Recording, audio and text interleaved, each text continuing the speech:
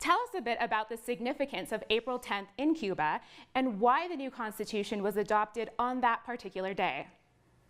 Well, April 10th is the 150th anniversary of Cuba's first constitution.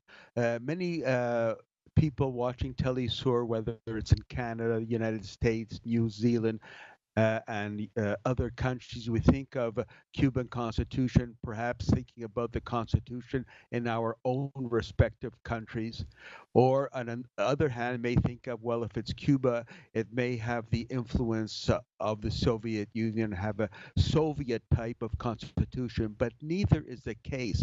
Cuba has its own traditional history of constitutions that go all the way back 150 years, where Cuba adopted its very first constitution at that time.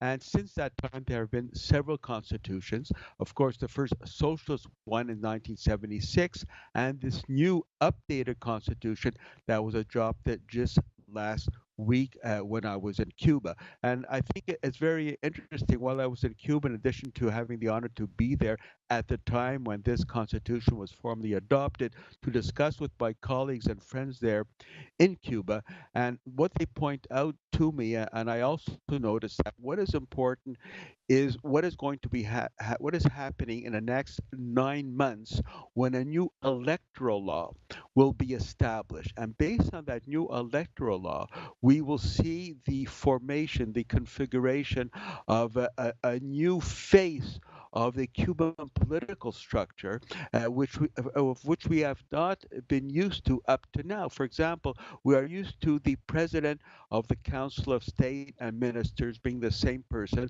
Before it was Raul Castro, and now it's Miguel Diaz-Canel. But this is changing. Once the new electoral come into force in October 2019, new elections will be taking place in the parliament.